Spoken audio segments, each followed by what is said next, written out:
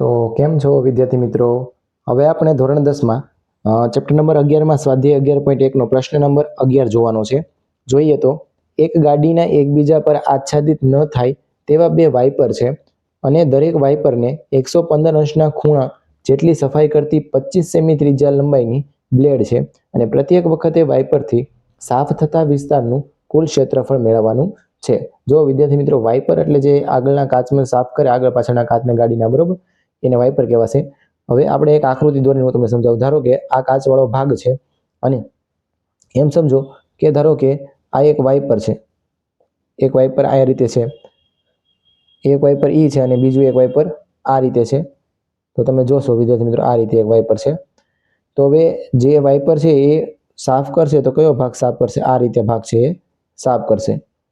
અને બીજો છે વાઇપર છે એ આ રીતે છે એ સાફ કરશે. તો એ બંને વચ્ચે જ્યારે ખૂણો બને છે એ કેટલાનો આપ્યો છે વિદ્યાર્થી મિત્રો? 115નો. તો આ રીતે આપણે લઈ લઈએ 115 અંશ. તો અહીંયા લઈ લઈએ 115 અંશ. હવે વિદ્યાર્થી મિત્રો, આના દ્વારા છે આપણને વૃત્તાંશની આકૃતિ જોવા મળે છે. તો જે આ આકૃતિ બની છે એ વૃત્તાંશનું છે, તો આપણે વૃત્તાંશનું ક્ષેત્રફળ મેળવી શકીએ. પ્રત્યેક વાઇપરથી સાફ થતા વિસ્તારનું આપણે કુલ ક્ષેત્રફળ મેળવવાનું છે. તો બંને દ્વારા છે કેટલું સફાઈ થાય છે એ આપણે મેળવવાનું છે. જો વિદ્યાર્થી મિત્રો, અહીં લખીએ આપણે વૃત્તાંશ નું ક્ષેત્રફળ. બંને વૃત્તાંશ જ છે તો આપણે લખીએ સીધું વૃત્તાંશનું ક્ષેત્રફળ. અહીંયા 2 આપેલા છે તો આપણે સીધું લખી નાખીએ 2 ગુણ્યા થીટા છેદમાં 360 ગુણ્યા પાઈ આર વર્ગ. હવે વિદ્યાર્થી મિત્રો, આપણને લંબાઈ એટલે કે આ જે લંબાઈ છે એ પણ આપેલી છે. કેટલી છે? 25. તો આ લખી નાખીએ અહીંયા. આ 25 છે અને કેટલી છે? 25 લખી નાખીએ અહીંયા 25. તો આર બરાબર આપણે લખી નાખીએ 25 સેમી. કેટલી આપી છે? ત્રિજ્યા આપેલી છે વિદ્યાર્થી મિત્રો.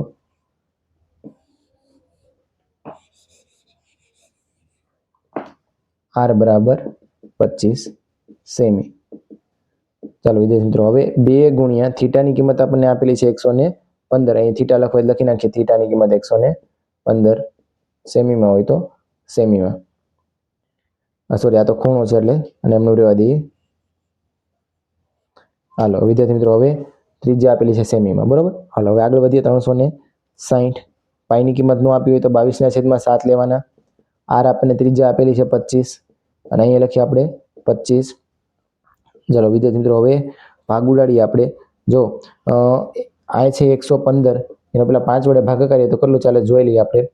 5 દુ 10 અને 1 વચ્ચે એટલે 5 ઉતરો, 5 તેરી 15. તો આપણને 23/5 મળશે.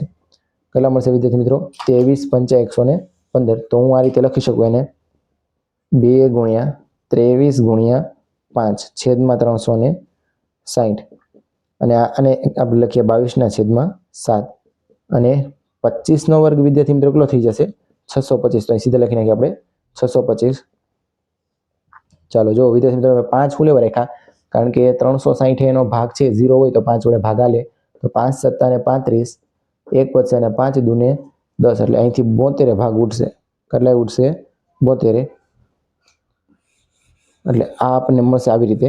હવે વિદ્યાર્થી મિત્રો તમે જુઓ તો અહીંયા આપણે કરી નાખીએ 22 દુ 44, પછી એને ગુણ્યા 23 અને એને ગુણ્યા 625 છેદમાં 72. જો 8 9 72 છે આપણે કરી શકીએ. તો આને આપણે હજી ભાગ ઉડાડવો હોય તો આપણે ઉડાડે 8 9 72 અને નીચે હજી વધ્યા છે 7. તો અહીંયા તમે 2 ભાગ કરો તો 2 ચોક 8 થઈ જશે. પછી અહીંયા 2 ભાગ કરો તો 2 દુ 4, 2 દુ 4. ફરી વખત અહીં 2 ભાગ કરો તો 2 દુ 4 થશે અને અહીંયા આવશે 2 11 22. તો આવી રીતે મળશે વિદ્યાર્થી મિત્રો. હવે તમે ચેક કરો તો 9 અને 7 હાલે એવું હોય તો ચેક કરી લો. અહીંયા તો 9 નહીં હાલે, 3 ને 2 5 ન્યાય નહીં હાલે, એટલે હવે એને એમનું રહેવા દો. 23 ગુણ્યા 11 કરવાનું છે. મેં તમને 11 સાથે ગુણાકાર શીખવાડેલો છે. તો 2 અને 3 મેકી દેવાનો, વચ્ચે 2 નો સરવાળો મેકી દેવાનો, એટલે આની સાથે ગુણાકાર થઈ ગયો. અને એને ગુણ્યા કેટલા કરવાના છે આપણે? 625. અને નીચે કેટલા આવશે? 9 દુ 18 ને હજી 7 વધ્યા છે આપણી પાસે. તો અહીં 2 9 અને 7. હવે જો વિદ્યાર્થી મિત્રો, આનો બંનેનો છે એ તમે ગુણાકાર કરશો એટલે તમને જવાબમાં મળશે 15 81 25 અને છેદમાં આવશે 126 સેમી વર્ગ. આટલું જેટલું વિદ્યાર્થી મિત્રો તમને મળશે. જો 9 સત્તુ 63 એને ગુણ્યા 2 કરો એટલે 3 દૂને 6 અને 6 દૂને 12 એટલે 126 મળી જાય છે. અને બીજો આનો તમે 625 ગુણ્યા છે એ 253 કરી જશો એટલે તમને છે ઉપરનો આંકડો મળી જશે. ચાલો વિદ્યાર્થી મિત્રો, હવે પ્રશ્ન નંબર આપણે 12 જોઈએ.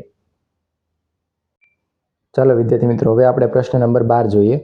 પાણીની નીચેના વિશે જહાજને ચેતવણી આપવા માટે એક દીવાદાંડી 16.5 કિમી અંતર સુધી 80 અંશના વૃત્તાંશના ખૂણે લાલ રંગનો પ્રકાશ પાથરે છે. જો વિદ્યાર્થી મિત્રો, ધારો કે અહીંયા દીવાદાંડી હોય તો આ વૃત્તાંશ જેટલો ભાગ છે એટલામાં શું કરે છે?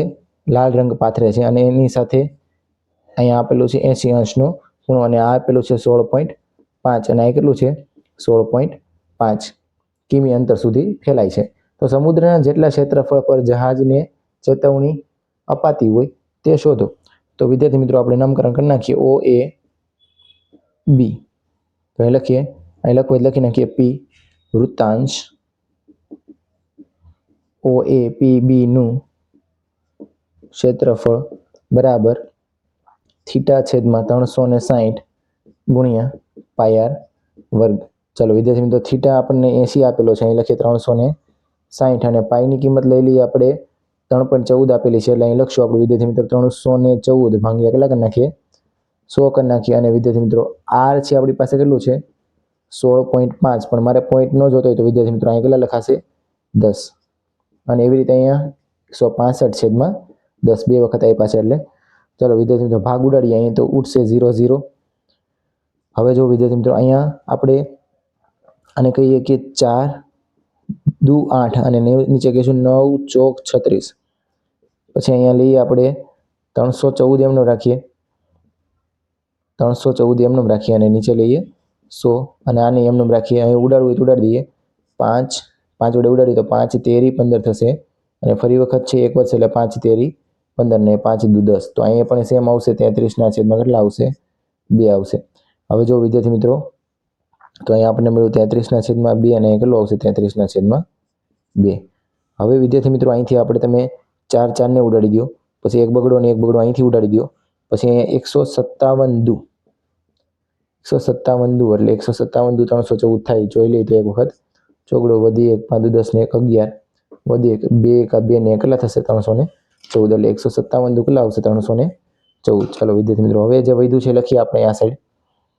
ઉપર વધ્યું છે 157 ગુણ્યા 33 વધ્યા છે ગુણ્યા 33 વધ્યા છે, ફરી વખત છે 33 વધ્યા છે અને નીચેની સાઈડ આપણી પાસે છે એ 9 છે તો એને આપણે લખીએ 3 તેરી ને 9 અને બીજા વધ્યા છે 100. તો જો વિદ્યાર્થી મિત્રો અહીંયા જે 3 ભાગ કરીએ તો 3 11 તેરી 33 અહીંયા આવશે 11 તેરી 33. તો 157 અહીંયા મેળવ્યું અને અહીંયા 11 નો વર્ગ આપણે 121 કરી નાખીએ અને નીચે આપણી પાસે શું વધશે? હવે 100.